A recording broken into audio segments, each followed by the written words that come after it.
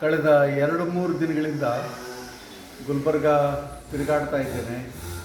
ಇಲ್ಲಿನ ಕೋಟೆ, ಇಲ್ಲಿನ ಕೆರೆ, ಇಲ್ಲಿನ ಶರಣಬಸಪ್ಪನ ಗುಡಿ, ಇಲ್ಲಿನ ಮಸೀದಿಗಳು, ಮುಖ್ಯವಾಗಿ ಬಂದೆ ನವಾಜ್ ದರ್ಗಾ.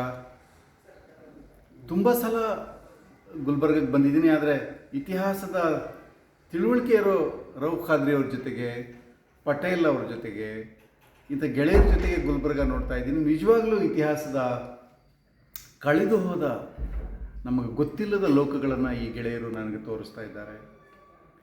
ಇದೆಲ್ಲ ಮುಗಿಸ್ಕೊಂಡು ಕೊನೆಯದಾಗಿ ನಾನು ಪಟೇಲ್ ಅವರ ಕೊನೆಯ ದಿನ ಇವತ್ತು ಕೊನೆಯದಾಗಿ ನನ್ನ ಗೆಳೆಯ ಅಯಾಜುದ್ದೀನ್ ಪಟೇಲ್ ಅವರ ಈ ಅದ್ಭುತವಾದ ಮ್ಯೂಸಿಯಂ ಬಂದಿದ್ದೀನಿ. ಪಟೇಲ್ ಅವರು ಕರ್ನಾಟಕಕ್ಕೆ ಬರೋ ಎಲ್ಲ ಅಂತಾರಾಷ್ಟ್ರೀಯ ಮತ್ತು ರಾಷ್ಟ್ರೀಯ ವಿದ್ವಾಂಸರಿಗೆ ಸಹಾಯ ಮಾಡೋ ವ್ಯಕ್ತಿ.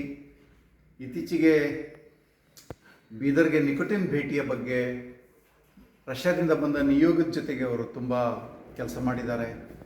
ವಿದ್ವಾಂಸರಿಗೆ ಬಹಳ ಪ್ರಿಯವಾದ ಕೆಲಸಗಳನ್ನು ಮಾಡ್ತಾ ಇದ್ದಾರೆ.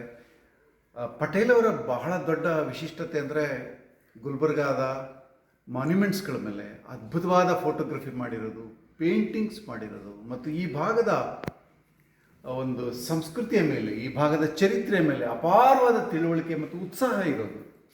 ಇಡೀ ಕರ್ನಾಟಕದಲ್ಲಿ ಗುಲ್ಬರ್ಗ ಹೇಗೆ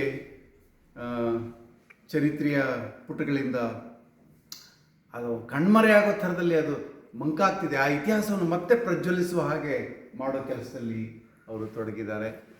ಅವರು ಇಂಥ ಗೆಳೆಯರ ಮೂಲಕ ಇಡೀ ಊರಿಗೆ, ಈ ಸೀಮೆಗೆ ಇರುವ ಒಂದು ಚಾರಿತ್ರಿಕ ಮಹತ್ವ ಮತ್ತೆ ಕನ್ನಡಿಗರಿಗೆ ಬೇರೆ ಥರದಲ್ಲಿ ಗೊತ್ತಾಗ್ತಾ ಇದೆ. ಗುಲ್ಬರ್ಗ ಟೂರಿಸಮ್ನ ಬಹಳ ದೊಡ್ಡ ಪೊಟೆನ್ಷಿಯಾಲಿಟಿ ಇರುವಂತಹ ಒಂದು ಊರು. ಇಂಥ ಗೆಳೆಯರು ಮಾಡ್ತಿರೋ ಈ ಕೆಲಸಗಳಿಂದ ಮುಂದಿನ ದಿನಗಳಲ್ಲಿ ಇದು ಪ್ರವಾಸೋದ್ಯಮದ ಒಂದು ಭಾಗವಾಗಿ ಕೂಡ ಈ ಗುಲ್ಬರ್ಗ ಬರಬೇಕು ಅಂತೇಳಿ ನಾನು ಅನಿಸುತ್ತೆ. ಅವರು ಭಾಳ ಮುಖ್ಯವಾದ ಕಲೆಕ್ಷನ್ನು ಜಗತ್ತಿನ ಎಲ್ಲ ದೇಶಗಳ ನಾಣ್ಯಗಳನ್ನು ಅವರು ಕಲೆಕ್ಟ್ ಮಾಡಿದ್ದಾರೆ ಮತ್ತು ಕರೆನ್ಸಿಗಳನ್ನು ಕಲೆಕ್ಟ್ ಮಾಡಿದ್ದಾರೆ. ಅನೇಕ ಆರ್ಟಿಫ್ಯಾಕ್ಟ್ಸ್ಗಳು, ಬಹಳ ಒಳ್ಳೆಯ ಮ್ಯೂಸಿಯಂ ಇದು. ನನಗೆ ಅವ್ರ ಫೋಟೋಗ್ರಫಿ ಅಂತೂ, ಬೆಳಕಿನ ವಿನ್ಯಾಸದಲ್ಲಿ ಅವ್ರು ತೆಗೆದಿರೋ ಫೋಟೋಗ್ರಫಿ ಅಂತೂ ಬಹಳ ಅದ್ಭುತವಾಗಿದೆ. ಅದು ಬಹಳ ದೊಡ್ಡ ಪ್ರಶಸ್ತಿಯನ್ನು ಪಡೆದಿರುವಂಥ ಒಂದು ಫೋಟೋಗ್ರಫಿ ಇದೆ ಅಲ್ಲಿ.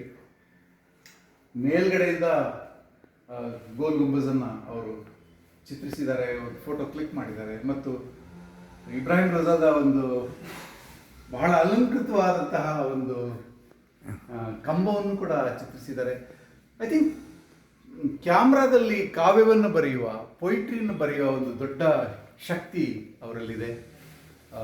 ಕೇವಲ ಫೋಟೋಗ್ರಫಿ ಅಲ್ಲ, ಅವ್ರಿಗೆ ಇತಿಹಾಸದ ಬಗ್ಗೆ ತಿಳುವಳಿಕೆ ಇದೆ. ಮತ್ತು ನಮ್ಮ ಗುಲ್ಬರ್ಗದ ಇತಿಹಾಸ ಕರ್ನಾಟಕದ ಎಲ್ಲ ಜನರಿಗೆ ಹೇಗೆ ಮುಟ್ಟಿಸ್ಬೇಕು ಅನ್ನೋ ಉತ್ಸಾಹ ಇದೆ. ನನಗನ್ಸುತ್ತೆ ಗುಲ್ಬರ್ಗಕ್ಕೆ ಯಾರೇ ಇತಿಹಾಸಕಾರರು ಬಂದರು, ಪಟೇಲ್ ಅವರ ಮ್ಯೂಸಿಯಮನ್ನು ನೋಡಿದೆ ಅಥವಾ ಪಟೇಲ್ ಅವ್ರ ಜೊತೆಗೆ ಮಾತಾಡಿದೆ, ಅದು ಪೂರ್ಣ ಆಗಲ್ಲ ಅಂತ ಹೇಳಿ ನಾನು ತಿಳ್ಕೊಂಡಿದ್ದೇನೆ. ಇವತ್ತು ನನ್ನ ಮನಸ್ಸು ತುಂಬಿ ಬಂದಿದೆ. ಒಂದು ಊರಿನ ಬಗ್ಗೆ ಇಷ್ಟೊಂದು ಪ್ರೇಮನ, ಪ್ರೀತಿಯನ್ನು ಇಟ್ಕೊಂಡು ತಮ್ಮ ಇಡೀ ಜೀವಮಾನ ಕೆಲಸ ಮಾಡಿರುವ ಒಬ್ಬ ಗೆಳೆಯನ ನೋಡಿ ನನಗೆ ತುಂಬ ಖುಷಿಯಾಗಿದೆ. ಮುಂದಿನ ದಿನಗಳಲ್ಲಿ ಗುಲ್ಬರ್ಗಕ್ಕೆ ಬರೋ ಜನ ಈ ಮ್ಯೂಸಿಯಂ ಕೂಡ ಬಂದು ಹೋಗಬೇಕು ಅಂತ ಭಾವಿಸ್ತೀನಿ. ಆಲ್ಮೋಸ್ಟ್ ಖತಮ್